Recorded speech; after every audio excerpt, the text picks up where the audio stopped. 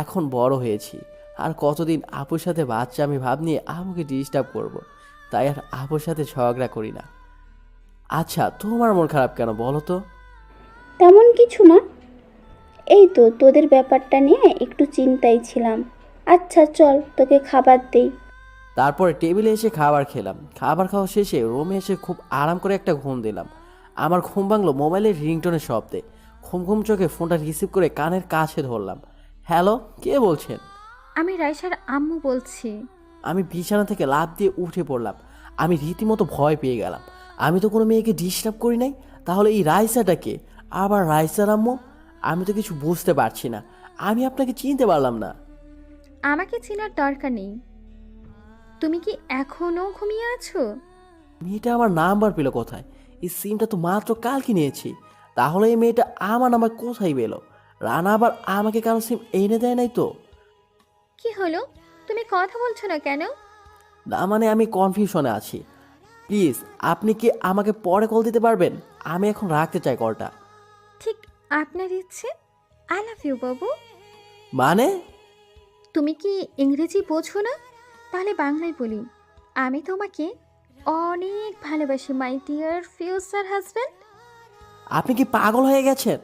আপনি জানেন কাকে কি বলছেন? আমি তোমাকে বলতেছি, তুমি তো আমার ফিউচার হাজব্যান্ড। আপনি মনে হয় পুরো পাগল হয়ে গেছেন। আর আপনি আমার নাম্বারটা কোথায় পেলেন? কেন? নাম্বারটা তুমি নিজে আমাকে দিয়েছো। তোমার সাথে না আমার বিয়ে হওয়ার কথা ছিল? তাহলে আমার পেছনে মারতেছো কেন? পিছনে মারতেছি মানে কি? আর আমি কখন বলেছি আপনাকে বিয়ে করব? আর শুনে রাখেন, আমি বিবাহিত। সো আমাকে ডিস্টার্ব না করলে খুশি হব। সমস্যা নেই, তুমি বিবাহিত হও বা সিঙ্গেল হও বা মিঙ্গেল হও, আমি তোমাকেই বিয়ে করব। হে আল্লাহ, এটা আমি কার পাল্লায় পড়লাম? আমি নিজেও জানি না। প্লিজ, আপনার পরিচয়টা দিবেন একটু, না হলে আমি যে পাগল হয়ে যাব। সমস্যা নেই, তুমি পাগল হলে তোমার দেখাশোনা করার জন্য আমি আছি। আর আমার পরিচয় হলো তোমার বেবির আম্মু। আচ্ছা, অ্যাটলিস্ট আপনার নামটা তো বলেন। আমার নাম ঈশিতা। আপনার আজাইরা কথা রাখেন। আমি ঈশিতা নামে কোনো মেয়েকেই চিনি না। সো এতে আপনার কথা ভুল হচ্ছে। আমি ফোন রাখছি। ভালো থাকবেন। ফোনটা কেটে দিলাম। তারপরে ফ্রেশ হয়ে রুম থেকে বের হলাম। বের হয়ে দেখলাম দুলাভাই আর আপু সবাই বসে আছে। শালার, এখন বের হব কিভাবে? সামনে দিয়ে গেলে তো ডাক দিবে। আবার রুমে দিকে ফিরে রুমে ঢুকতে যাব, তখনই দুলাভাই ডাক দিল। কেমনটা লাগে বলেন তো আপনারা? শালার ফকিনির বাচ্চা ডাক আনার সময় পেল না। এই রাসেল, এইদিকে আসো তো। মাথাটা নিচু করে কাছে গেলাম। মাথাটা উঠালে আপুর দিকে যাবে সেই জন্য। বলেন কি জন্য ডেকেছেন? আপু আমার দিকে একদিনে তাকিয়ে আছে।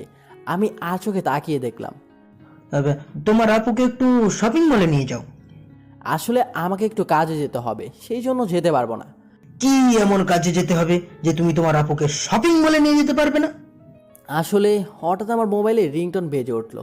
শালার কি রাইট টাইমে না কলটা দিল। আমি ফোনটা নিয়ে দেখতে পেলাম রানা।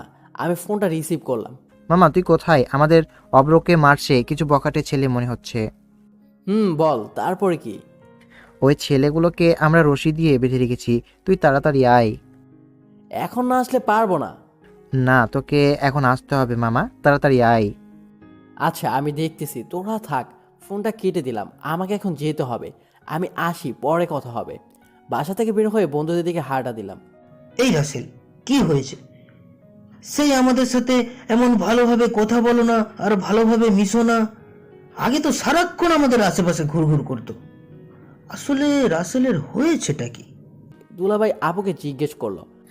আসলে আমি আমার এক বান্ধবীর সাথে কথা বলেছিলাম, তখন গিয়ে রাসেল। তারপর আপু দুলাভাইকে সবকিছু খুলে বলল। আপু কথাটা বলে কান্না শুরু করে দিল। তুমি কান্না করতেছো কেন? এখন তো তোমার খুশি থাকার কথা, তাহলে কান্না করছো কেন? সে তো আর তোমাকে ডিস্টার্ব করবে না। তখন আমি তাকে রাগের বর্ষে বলে ফেলেছি। আমি কি জানতাম সেই কথাগুলোতে এত কষ্ট পাবে। আমি আমার ভাইকে আগের মতো দেখতে চাই। আপু কান্না করতে করতে বলল।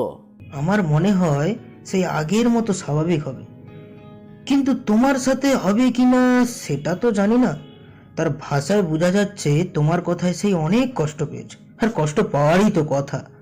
কারণ নিজের মায়ের পেটে বোনে যদি থাকে, এই কথা বলে, তাহলে কে না কষ্ট পাবে তা বলো তো।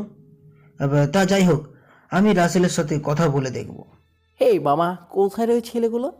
আমি আর অভ্র পুরাতন ঘরে বেঁধে রাখছি। চল তাহলে একটা গেম খেলে আসি। আমি তো বাসার ভিতরে ঢুকে অবাক, এই ছেলেটা তো আপুকে ডিস্টার্ব করেছিল। ছেলেটা আমাকে দেখে অবাক হয়ে গেছে। মামা, ওই দিন তো আপুর কারণে তোকে মারতে পারি নাই, কিন্তু আজকে তোকে আমি ছাড়ছি না। হকি স্টিকটা নিয়ে আমি ইচ্ছা মতো কেলানি দিলাম, তারপরে বন্ধুদের হাতে তুলে দিলাম। ব্রো, আমার ভুল হয়ে গেছে, প্লিজ এইবারের মতো আমাকে ক্ষমা করে দাও।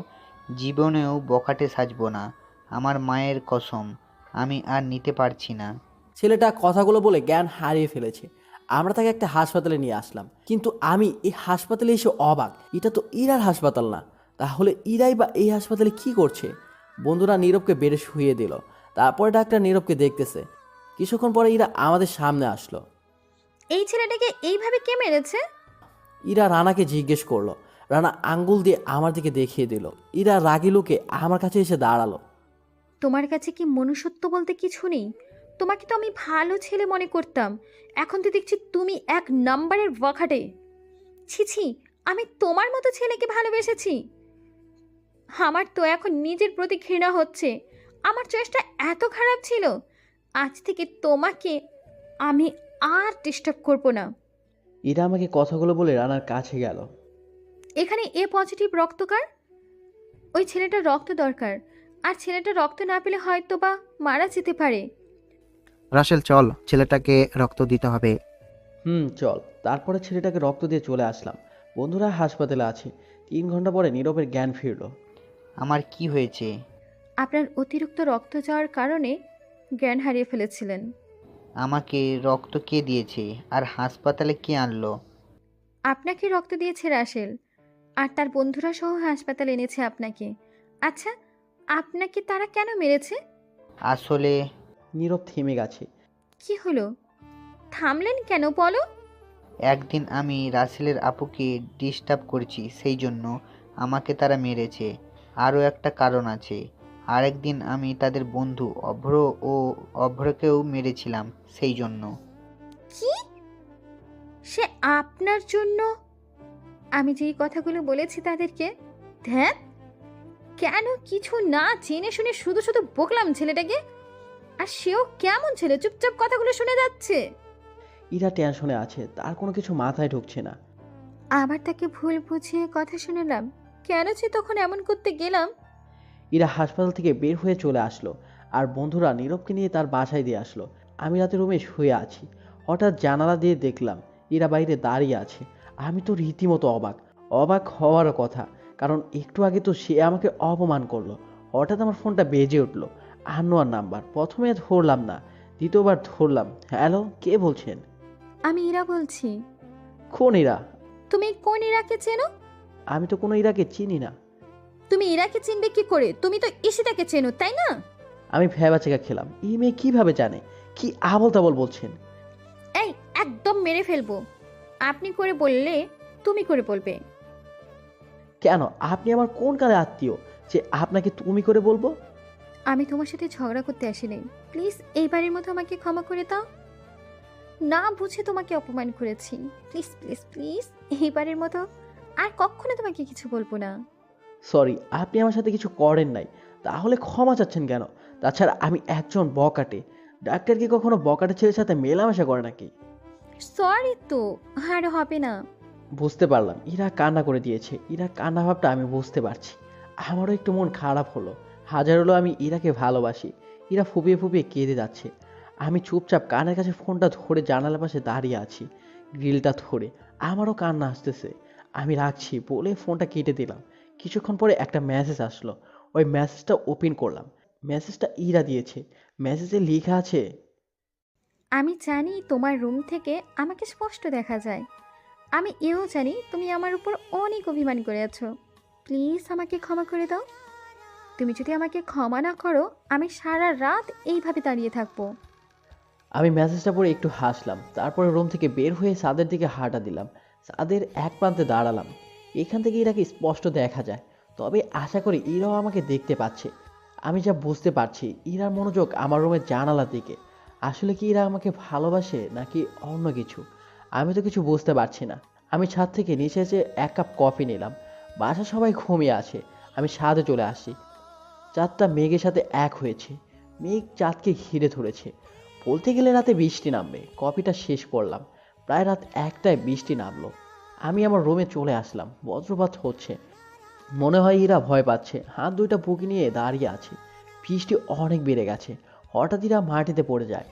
আমি রুম থেকে তাড়াতাড়ি বের হয়ে ইরার কাছে চলে আসলাম। ইরা মাটিতে লেপ্টে পড়ে গেছে। আমি তাড়াতাড়ি তাকে তুলে কোলে নিলাম। বাসার ভিতরে এনে আরেকটা ঝামেলায় পড়লাম। বুঝতে পারছি না এখন কি করব। আপুকে ডিস্টার্ব করবো না বলে দিয়েছি। আম্মু ঘুমিয়ে গেছে। এখন ইরার কাপড় পাল্টাবে কে? আমি পড়ে গেছি মাইনকার চিপায়। নাকি পাশের বাড়ি আন্টির মেয়ে রোদেলাকে আসতে বলবো? না, এটা ঠিক হবে না। এত রাতে একটা 18-19 বছরের মেয়ে একটা ছেলে কাছে আসলে সবাই খারাপ ভাববে। তাছাড়া আম্মুকে ডাকি, তাহলেই ভালো হবে। আমি রুমে গিয়ে আম্মুকে ডাকলাম। কি হলো, এত রাতে ডাকতেছিস কেন? ঘুম ঘুম চোখে বললাম। এদিকে একটু আসো তো। আমি আম্মুর হাতে ধরে নিচে নিয়ে আসলাম। আর এত রাতে এই বৃষ্টি দিনে আমাকে ঘুম থেকে কেন ডাকলি বল তো? আমি ভয়ে ভয়ে আম্মুকে সোফার দিকে দেখিয়ে দিলাম। ওইদিকে কে? তাকিয়ে দেখো না। আম্মু তাকিয়ে চমকে উঠলো। আম্মু ইরা দিকে একবার গিয়ে আবার আমার কাছে এসে বলল, ওই মেয়েটাকে? আর তাকে তুই কি করেছিস? আর তুই এত রাতে মেয়েদের সাথে কি করতে গিয়েছিলি? কথাগুলো চিল্লিয়ে বললাম। আম্মুর কথা শুনে আপু বাইরে এসে গেছে। আসলে আমি পথ দিয়ে আসার সময় মেয়েটাকে দেখতে পাই। মেয়েটা একা ছিল। ফলে আমি মেয়েটাকে আমাকে আর কিছু বলতে না দিয়ে আম্মু ঠাস ঠাস করে দুইটা থাপ্পড় দিয়ে দিল। আমি আম্মুর থাপ্পড় খেয়ে সোজা দেয়ালে পড়লাম। মাথায় অনেক লেগেছে। কোনো রকম সোজা হয়ে দাঁড়ালাম। দাঁড়াতেই ঠাস ঠাস করে আর দুইটা থাপ্পড় আমার গালে পড়লো। আমি বোঝার জন্য সামনে ফিরতে অবাক হয়ে গেছি। এটা তো আপু।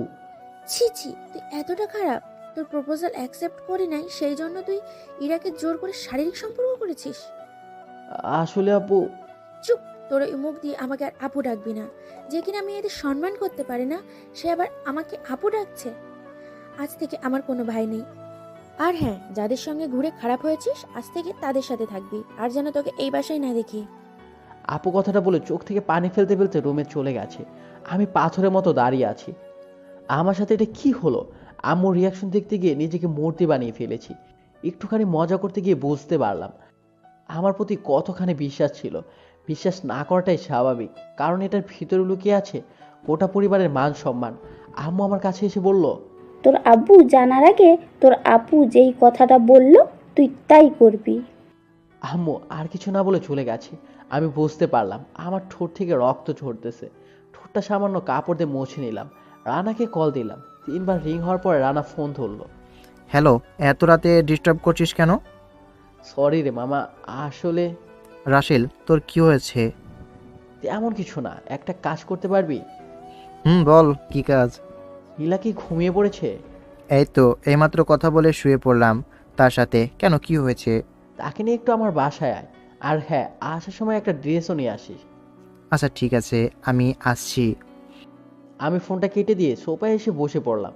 এর আগে পুরা কাপড় ভিজে লেপ্টে গেছে। 20 মিনিট পরে রানা এবং নীলা আসলো। মামা বল, কি জন্য ডেকেছিস আমাদের স্বামী স্ত্রীকে? শালা, তুই সিরিয়াস মুহূর্তে ফান করছিস? তোদের আসছে কোনো সমস্যা হয়নি তো? আগে বল, তোর ঠোঁট থেকে রক্ত বের হলো কি করে? ওইসব কিছু না। নীলা, তুমি গিয়ে ইরাকে একটু ডেকে দাও তো। এখানে ইরা কি করে আসলো? রানা অবাক হয়ে বলল, হে শালা, আস্তে কথা বল।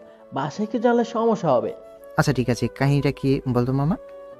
অনেক লম্বা কাহিনী মামা, পরে কোনো এক সময় বলবো। তারপর নীলাকে ইরাকে ডেকে ওঠালো। আমার কি হয়েছে? আমি জানি না, আমাকে রাসেল আসতে বলেছে। ইরা আমার কাছে এসে বলল, আমার কি হয়েছিল? তেমন কিছু না। আপনি বৃষ্টিতে ভিজার কারণে জ্ঞান হারিয়ে ফেলেছেন।